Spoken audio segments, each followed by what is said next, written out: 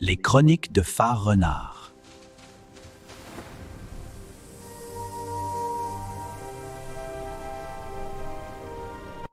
Eh bien oui, mesdames et messieurs, un nouveau départ, je vous présente, où je suis le premier invité. Je suis Cosmos, vous me reconnaissez, en compagnie de mon ami Phare Renard pour un nouveau départ. C'est soit la dernière chronique avec moi ou la première de ta nouvelle, de ta nouvelle aventure, nouvelle chaîne, Phare Renard Vision. Oui! Hey, bon présent, mon cher Cosmos. Hey, ça me Bon fait vraiment présent. plaisir d'être à nouveau à ton antenne puis de te retrouver pour ce quatrième et dernier épisode des chroniques de Fort Renard à l'antenne de Cosmos Info. Mais les chroniques socioculturelles d'un univers parallèle se poursuivront pour la suite. Je vous convie à venir me suivre sur ma nouvelle chaîne YouTube de Fort Renard Vision, effectivement.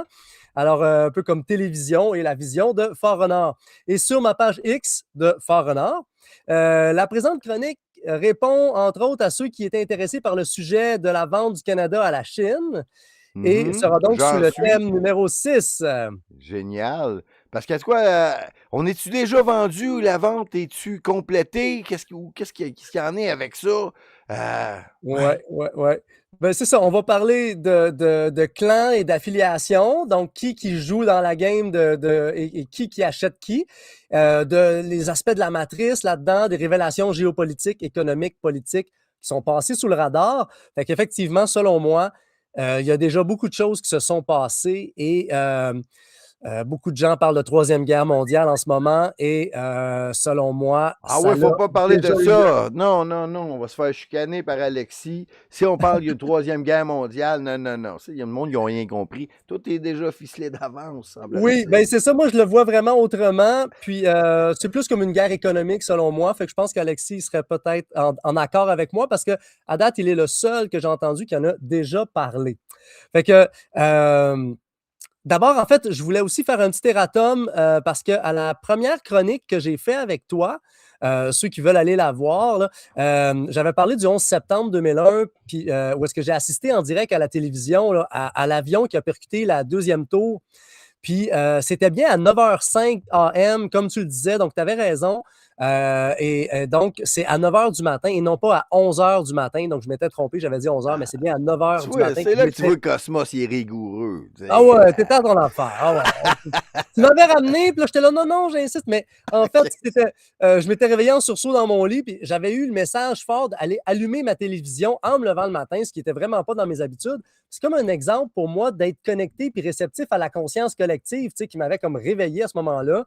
J'étais allé ouvrir la télévision, puis bon, ça fait 25 ans de ça, donc je suis allé vérifier pour rectifier dans mon récit des faits, là, ce détail quand même important sur l'heure de l'événement. Fait que voilà, je voulais. On te le pardonne. Merci.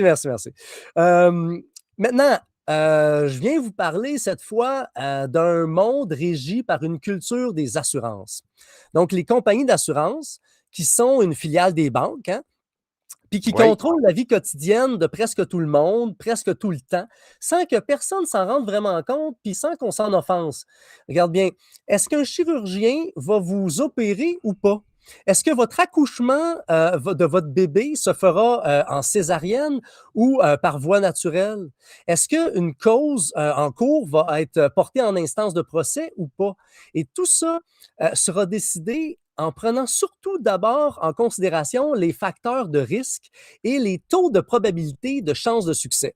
Donc, si c'est assurable, et à qui ira la responsabilité et l'imputabilité? C'est pour ça que souvent, on va vous faire signer une décharge selon quoi vous renoncez à toute poursuite en cas d'échec, par exemple, avant de procéder à une opération. Vous voyez? Donc, il y a des éléments où est-ce que les assurances ont un rôle très important et donc les banques, en fait, décident de nos vies dans plein de petits détails comme ça, très importants. C'est aussi d'ailleurs pourquoi les politiciens ne s'excusent pas, ne se justifient pas. Je ne sais pas si tu as déjà remarqué hein, qu'ils n'admettent pratiquement jamais leur erreur, aucune faute. Oui, Justin. Il pleurait des fois pour les Amérindiens. T'avais de la grosse péperne. Ah oui, ben, il y a peut-être des Oui. larmes de crocodile de temps en temps, Oui. mais en gros, au final, c'est comme s'il disait qu'il faisait une PSPP faute. a pleuré aussi, je te rappelle. Un moment donné, Ouais, non. puis il recevait de la haine en ligne. Puis ça, c'est pas de bon sens. Ah. Oui, mais ça, c'est qu'ils se sentent victimes. Mais de dire qu'ils reconnaissent une faute à eux, là, de dire qu'ils ont fait Ah, une ça, c'est très, erreur, très rare. Très, très, très, très rare. très, très rare, hein, c'est Ouais, ça. Bernard Drinville a avoué que la CAQ était pourrie pendant C'est qu'il est dedans. Fait que Et là, ça, c'est parce qu'ils essayent de gagner de la crédibilité oui, là, pour. ouais, je le trouve excellent. T'as vu mes émissions, ouais. Let's go, mon Bernard. Oui, oui. Oui, je l'aime bien. Je te suis là-dessus. Écoute, on laisse OK. ça, on regarde ça OK. aller. Ben oui, Mais tu soit sais, bonne chance.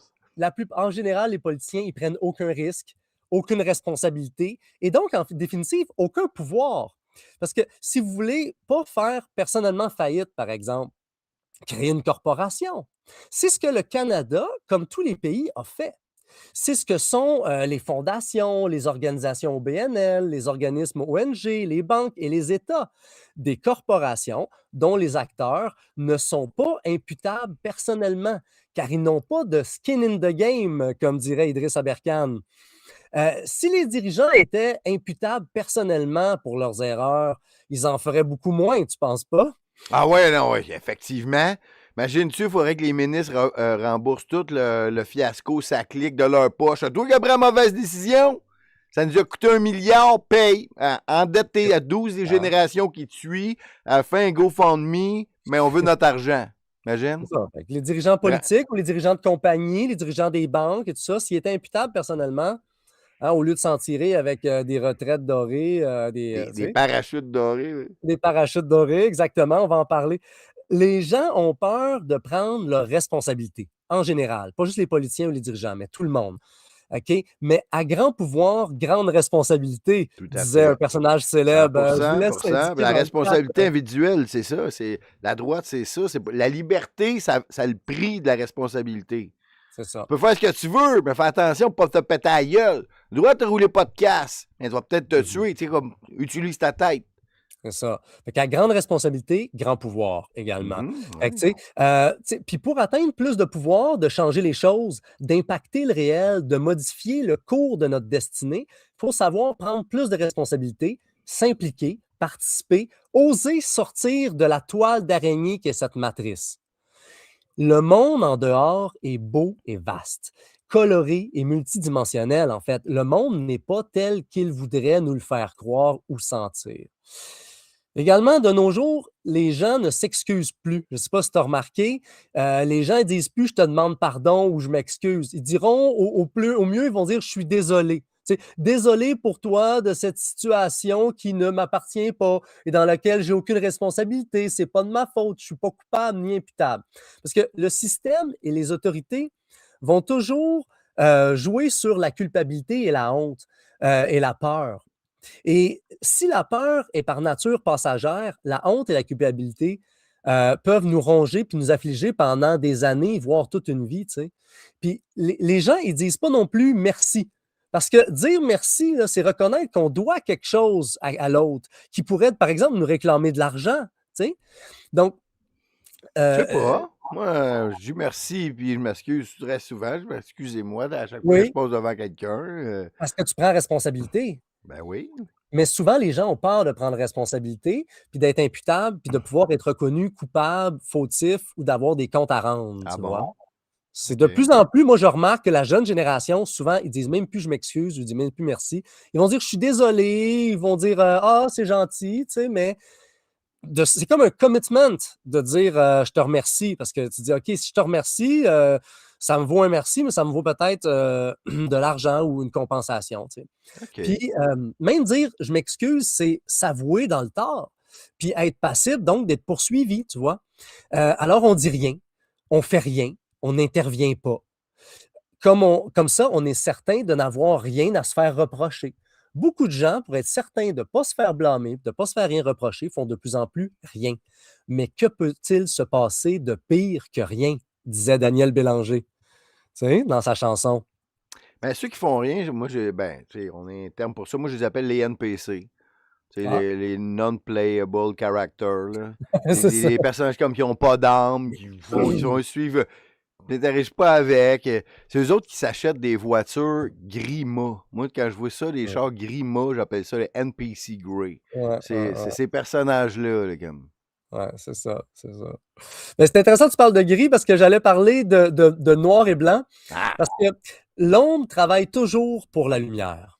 Ça, c'est une phrase importante. On parle beaucoup de l'ombre, on parle beaucoup de toutes le darkness, hein, les forces du mal ou les forces de l'ombre, mais au final, ils travaillent toujours pour la lumière.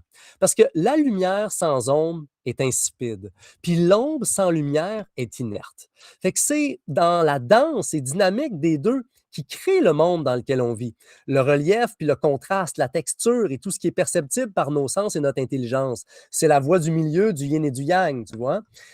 Il est de notre responsabilité de suivre la juste guidance, puis de se laisser influencer par notre conscience supérieure, que je l'appelle, de ne pas se laisser influencer par les voix des basses fréquences, les tentations, des bas instincts, tu sais. Puis, il est en notre pouvoir de reconnaître ce qui ne nous appartient pas là-dedans et de ne pas y succomber. Puis, si on a été influencé ou on s'est auto-saboté, il est important de rapidement le reconnaître, puis d'avouer son erreur d'abord à soi-même, puis aux autres, de se pardonner, puis de le rectifier, de le nommer, l'identifier, le corriger, le réparer, tu sais, puis faire encore mieux à partir de cette situation-là la prochaine fois. En fait, il n'y a aucune honte à y avoir, il n'y a aucune culpabilité à entretenir. Tu sais, soyons fiers, soyons résilients.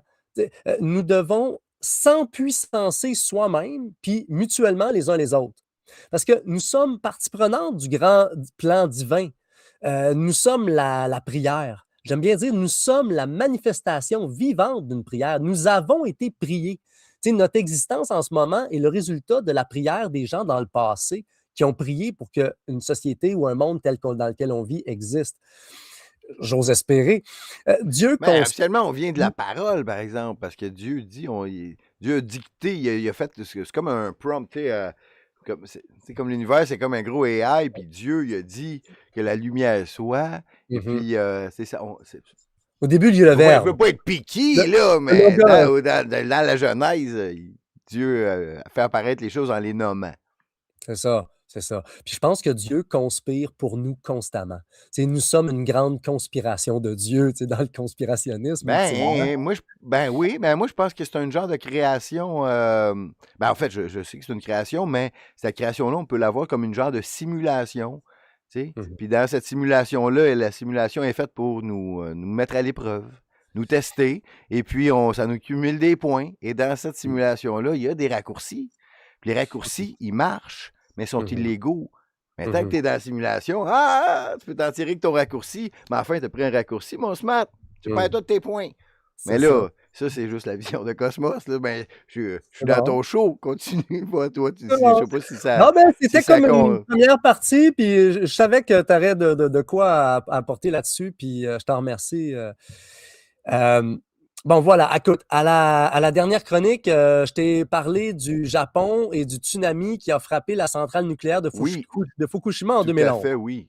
Je vais juste rappeler ces derniers faits-là pour introduire la suite avec la Chine. Mais on se le rappelle, comment, comment tout indique que ça aurait été induit artificiellement puis volontairement là, en utilisant la technologie HARP, Ah le, ouais? le tsunami de Fukushima au Japon. Tu sais, puis que Ouais. le but derrière tout ça devient plus clair lorsqu'on sait que en 2011, le Japon s'apprêtait à acheter l'Europe, c'est-à-dire au niveau financier, des obligations d'épargne, de la dette, puis des pays et des banques. Fait que moi, je pense vraiment que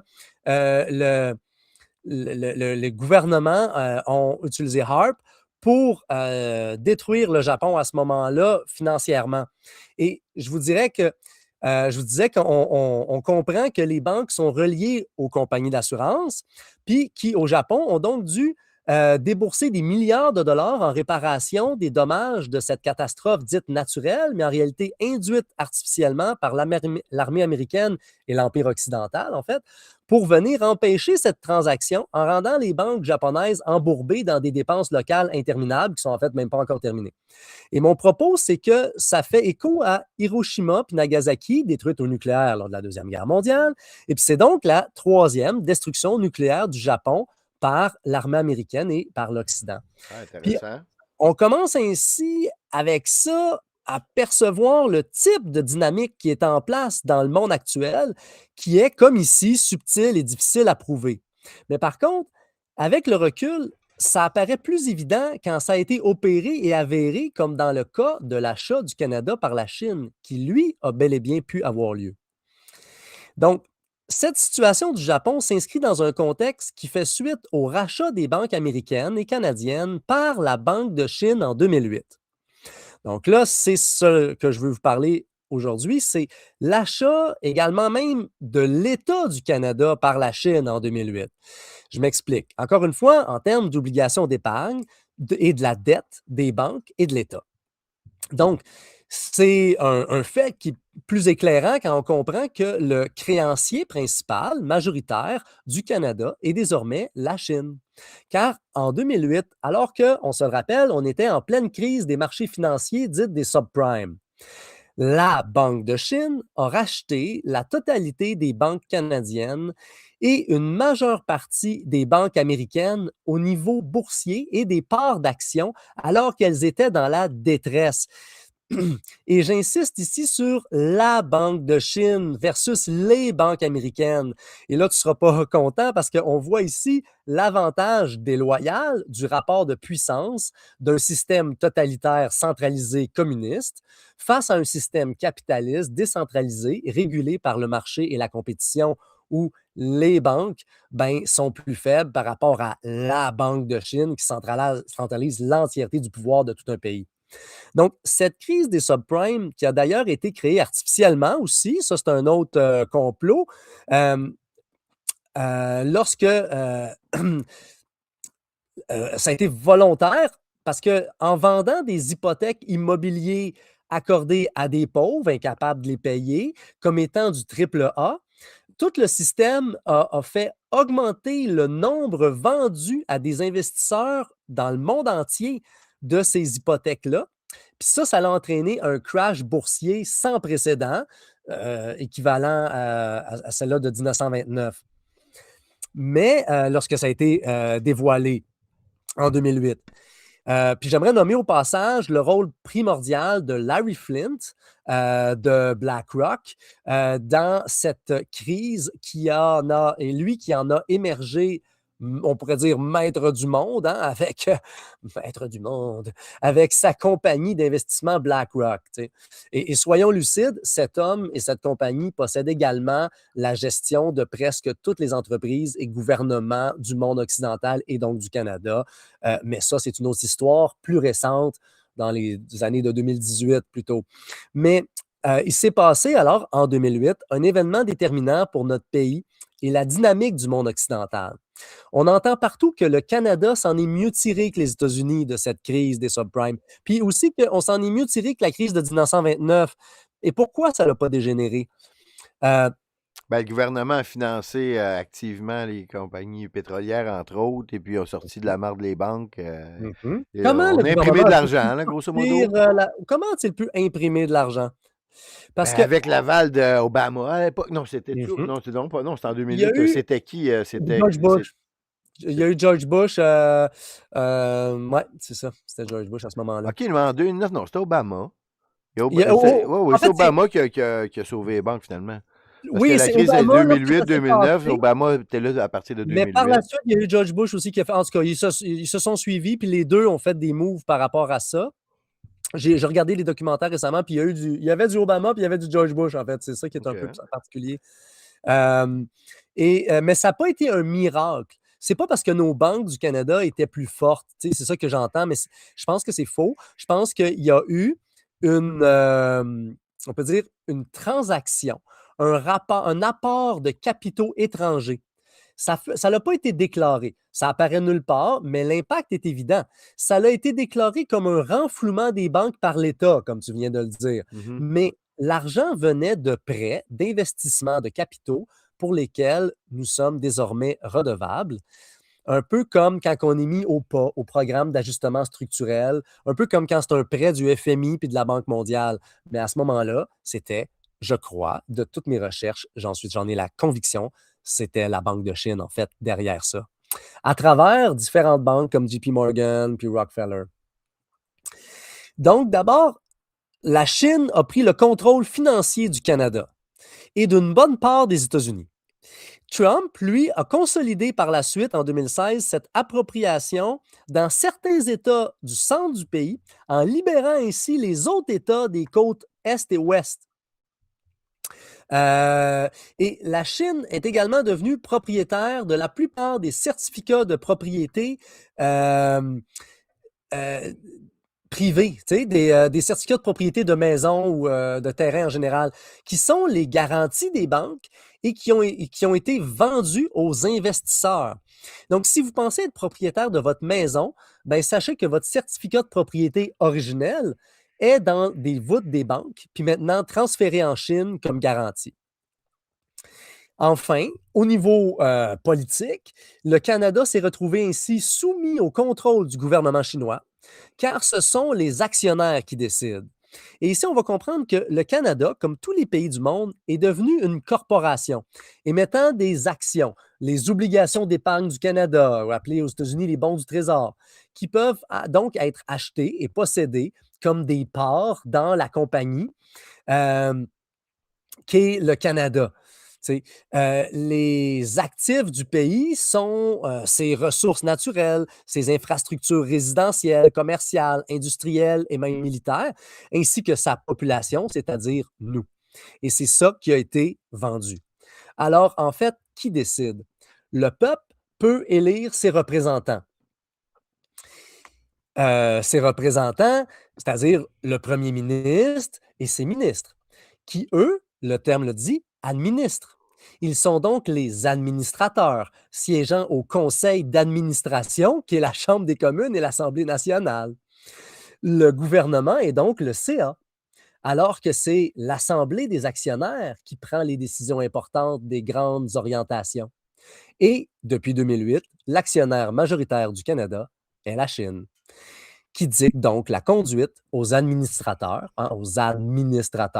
du pays en tant que créancier principal de la dette.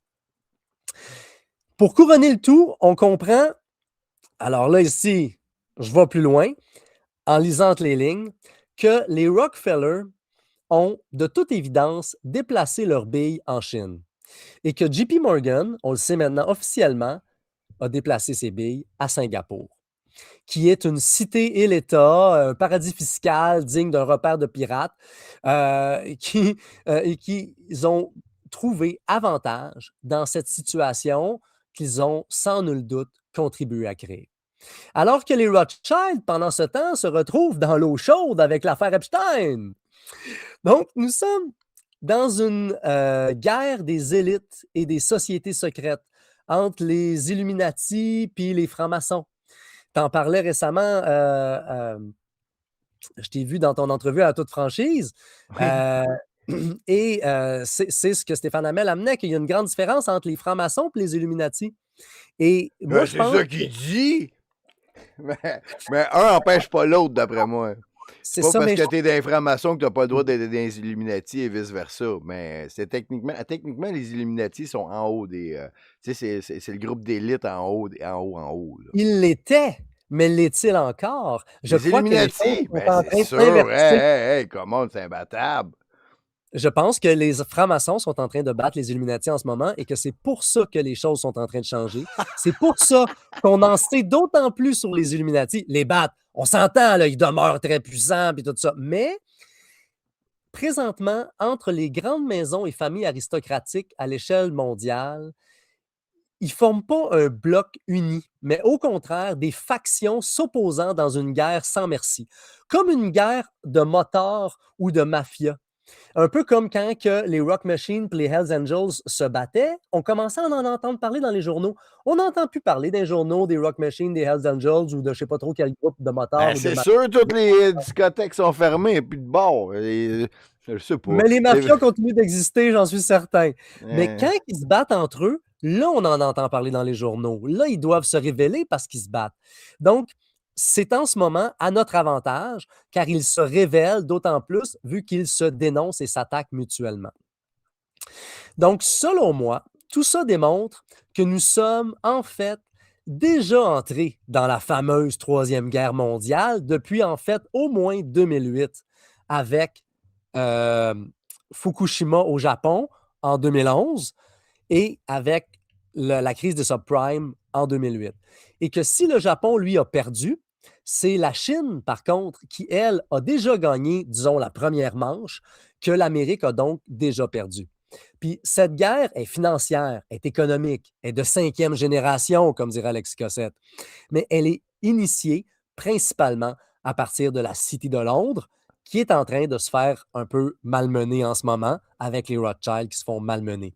Mais de là, la nécessité pour eux du Great Reset, de la fuite en avant vers le nouvel ordre mondial avec l'agenda 2030, puis le Forum économique mondial de Davos, pour couvrir et masquer ce transfert de richesse et de pouvoir de l'Occident à l'Orient qui est en train de s'opérer subtilement, mais de plus en plus clairement quand on voit ce qui se passe dans les médias en ce moment. Donc, en conclusion, nous devons nous réapproprier notre pouvoir personnel. Donc, je sais que tu couvres beaucoup de choses dans les médias, puis les gens couvrent beaucoup de choses dans les médias avec la guerre en Iran en ce moment, puis...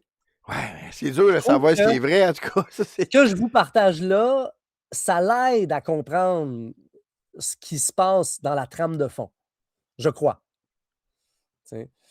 Alors, c'est dur à savoir ce qui est vrai, effectivement, mais quand on prend du recul puis qu'on comprend les grandes dynamiques, on peut être plus lucide. Puis, bon, je voulais vous conclure en disant que on doit se réapproprier notre pouvoir personnel puis se désaffilier de cet État qui ne nous représente plus puis qui est vendu. De ne Donc, pas permettre... faut plus rien attendre d'eux autres. C'est un peu ça que tu veux dire. Il faut pas attendre qu'ils nous sauvent, penser qu'ils sont bienveillants envers nous, genre. Certainement, effectivement, oui, ça c'est un bon point. Puis de comprendre qu'à quelque part, ils sont pieds et poings liés. Tu sais, je pense qu'on blâme Justin Trudeau, puis on a des bonnes raisons de le blâmer, là, c'est pas ça, mais on blâme, quelle que soit l'administration libérale de Mark Carney, tout ça. Mais en fait, selon moi, c'est un gouvernement canadien qui est déjà vendu à la Chine, qui est déjà sous contrôle de la Chine. De là, l'armée chinoise qui a le droit de pratiquer au Canada. De là, le Canada qui se fait racheter morceau par morceau le territoire, dans le fond, au niveau les postes de police clandestins chinois tolérés. Comment? Il y a des postes de police chinois clandestins. Il y a la police chinoise qui vient de faire des arrestations sur le territoire ici. Oui, c'est ça, c'est ça. Puis il y a de plus en plus d'alliances en ce moment qu'on voit entre la Chine et le Canada. Puis d'après moi, toutes ces alliances-là font référence au contrôle de la Chine sur le Canada qui opère depuis 2008, mais qui ont pris un certain temps avant de mettre en place puis d'activer, tu sais. Donc, je pense qu'on est dans une espèce de changement de régime. C'est pour ça qu'on parle de Chinada de plus en plus. Mais on en parle, mais sans nommer cet élément-là fondateur que je viens de vous expliquer.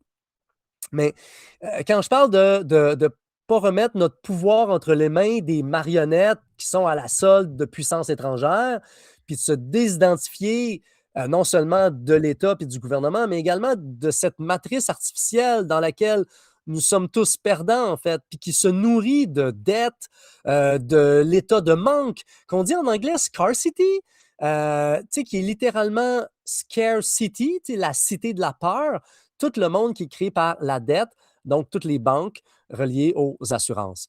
Donc, évidemment, on va avoir peur de se faire poursuivre. Donc, on ne dira même plus merci ou je m'excuse. Vous voyez un peu mon lien. Et en s'identifiant donc à sa propre puissance souveraine, en étant souverain soi-même, à sa conscience supérieure divine et à la matrice naturelle de la Terre et du cosmos, mon cher cosmos, qui, elle, se nourrit de création, d'abondance. Tu sais, l'univers, la nature est création, est abondance. Donc, elle n'est pas dette. Et tu sais, le temps, c'est de l'art. Le temps, c'est de la création. Le temps, c'est pas de l'argent. Tu sais, quand on sort de time is money, puis qu'on rentre dans time is art, quand on sort du temps, c'est de l'argent, mais qu'on rentre dans le temps, c'est de l'art, bien là, on rentre dans l'abondance et la création, où est-ce que c'est une infinité de richesses et non pas de la peur, de la scarcity, de l'état de manque. Parce que le manque est rentable pour les compagnies, vu qu'on va toujours vouloir consommer, remplir le vide intérieur, le trou béant, mais qui est en fait impossible à remplir de cette manière-là. Donc, en se connectant avec le divin, Dieu, quel que soit le nom que vous l'appelez, le cosmos, la grande vie, la terre, la En tout cas, nature. j'espère que vous appelez pas Dieu Cosmos, parce que sinon, là, slackez, vous êtes trop fan, là. Wow! Euh, donc, euh, euh, donc, c'est ça. Tout ça, finalement, avec donc, plus d'autogestion, plus d'autosuffisance, plus d'autodétermination, qui sont donc les diverses manifestations qui feront l'objet de prochaines chroniques socioculturelles d'un univers parallèle à l'antenne de Fort Renard Vision, la nouvelle chaîne YouTube. Ouais. Et voilà, c'est ce que j'avais pour vous pour cette Ben, semaine. peut-être que c'est toi le boss, mais peut-être que tu pourrais expliquer qu'est-ce qui nous attend dans les prochaines émissions, ou Mhm, la tangente où tu voudrais l'amener. Mettons, si je te dis la chaîne de Fort Renard dans un an, qu'est-ce qui va mhm. y mettons, ça serait dans un monde idéal, ça ressemblerait à quoi? On voit ça C'est de ça. même. Alors là, on est dans un épisode intermédiaire, quatrième de la série avec Cosmos Info et première en même temps de la série avec Fort Renard Vision. Mais Et c'est ça, ta vision, c'est ma de ça, vision pour faire plus est simple. de déployer vraiment l'agenda que je vous ai présenté des 8 thèmes que je vais déployer, qui sont un peu comme une encyclopédie dans lequel plusieurs tomes vont aborder plusieurs aspects. Puis je vais pouvoir aller plus dans le détail de petits éléments de la vie quotidienne ou des petits trucs ou des aspects que je n'ai pas pu déployer dans les 4 premières présentations au niveau des matrices, justement, et pouvoir, dans le fond, partager avec tes auditeurs et les prochains auditeurs qui embarqueront avec moi euh, de la connaissance, de l'information pour aider. Moi, mon but, en fait, c'est d'aider le monde dans lequel on vit à être meilleur, à aller mieux. Le même but que toi, d'ailleurs, Cosmos. Hein, Ah ouais, mais on partage ça. c'est ça. C'est fantastique. C'est pour ça que j'ai voulu t'aider. Je trouvais qu'ultimement, on a un but commun, puis ça prend plein de saveurs Mhm. différentes. Et puis, C'est ça. regarde, juste pour la dernière minute, vu comme je t'ai un invité, puis c'est la fin de ta dernière émission, je vais te laisser le plancher pour que tu t'adresses directement à tes auditeurs. Prends le temps que tu veux. Mhm. Je te laisse comme ça en te souhaitant. Je sais pas si je devrais te souhaiter un gros merde ou bonne chance. Prends-les comme tu veux. Ça veut dire la même affaire. Et puis, C'est-à-dire, je ne crois pas à la chance, mais j'aime pas tant la merde. OK. Moi, je crois, je crois que on est créateur, puis en fait, je crois au mérite. Donc, ça OK. va aller à ce que je mérite, en fait. C'est bon. Regarde, adresse-toi à tes auditeurs.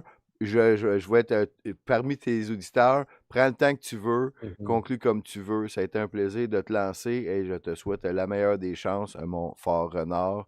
Vas-y. Sur ça, je te remercie pour tout et te salue, Cosmos. Puis je vous dis à la prochaine, chers auditeurs, pour la suite dans une nouvelle formule épique. Et cette formule commence dès à présent. Donc, j'apprécie, merci, Cosmos, de me prêter ainsi ton studio Pignon sur rue à New York. Que je trouvais des plus pertinents pour cette présentation, entre autres de la crise des subprimes de Wall Street. Hein. Je ne suis pas allé dans les détails de cette crise-là, mais on en a merci Cosmos d'avoir présenté certains liens là, en arrière-plan. Et je vais donc faire de mon mieux dans les prochaines chroniques sur YouTube. Alors, au niveau technique, je n'ai pas les années d'expérience que notre cher capitaine Cosmos a développé, mais je vais effectivement apprendre et développer tout ça avec vous. J'ai eu l'occasion donc de bien me roder et de me griller de certaines nouvelles caméras. En fait, c'est la première fois cette semaine qu'on a une nouvelle caméra. On peut remarquer que la qualité cinématographique est meilleure. Donc, ça va s'améliorer. Donc, je ne veux pas non plus éterniser cette première chronique sur ma chaîne YouTube parce que je veux qu'elle soit également attrayante, puis que vous ayez envie de cliquer et de O- regarder jusqu'au bout. Oublie pas de dire aux gens de s'abonner puis tout ça, là, puis où te Ah oui, suivre, c'est tout vrai, ça. vous Ben pouvez me oui, faire des c'est likes important, ben oui. maintenant, et puis des commentaires, puis dans le chat. Et puis, par contre, moi, je vais plus faire comme Games and Roses, là. Si vous êtes trop virulent, je vais probablement faire sauter des coquerelles. Je vous dis d'avance, je vais essayer de ne pas avoir trop d'ennemis dans mon propre chat, j'espère. Et on va donc essayer de créer des choses ensemble. Moi, j'aimerais ça que les gens qui sont dans le chat et dans les commentaires, on soit proactifs, puis que ça soit comme un ouvrage qu'on œuvre ensemble dans une co-création d'équipe. Donc, moi, j'aime ça faire équipe avec Cosmos, j'aime ça faire équipe avec les auditeurs, puis qu'on puisse co-créer ensemble avec des liens de référence, avec des... donc, dans les commentaires, dans le chat ou sous la vidéo, on peut partager des liens de recherche. Et c'est ça que j'aimerais faire participer les gens, encourager les gens à participer, puis à nourrir le contenu et que chaque vidéo devienne une encyclopédie de références. Et puis, si vous n'êtes pas, on n'a pas besoin d'être d'accord sur tout. Vous pouvez ne pas être d'accord avec moi, puis même partager des choses qui contredisent mes propos, mais s'ils sont pertinents, s'ils sont intéressants, j'aime le point de vue opposé également. Là. Cosmos et moi, on n'est pas d'accord sur tout non plus, puis on apprécie mutuellement de partager l'opinion de l'autre. Et c'est dans Hey, cette optique-là. Fort Renard, s'il y a des gens qui aimeraient ça, partager des choses avec toi ou entrer en contact avec toi ou, Oui. peut-on, collaborer dans d'autres émissions, d'autres podcasts, comment ils peuvent te rejoindre? Puis, es-tu ouvert à ça? Puis, y a-tu des gens que, mettons, si tu Mhm. veux lancer une bouteille à la mer, y a-tu des gens que tu aimerais collaborer avec, mettons, de rêve, mettons, là, une question de même? Oui, absolument. Vous pouvez me rejoindre sur ma chaîne, sur ma page X, à commercial Fort Renard, et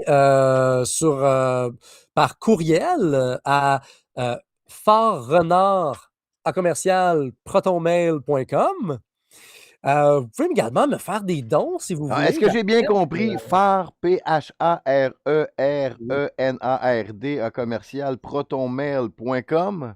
Oui, c'est bien On ça. note à la maison?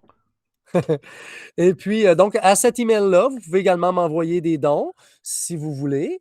Et vous pouvez me correspondre avec moi par courriel pour toute question, commentaire et intérêt de co-créer des choses ensemble. M'envoyer des ressources, des liens, des trucs, des techniques. Alors, tout ça qu'on peut co-créer ensemble. Donc, par X et par courriel et sur la chaîne YouTube de Fort Renard Vision également dans les commentaires et dans les chats.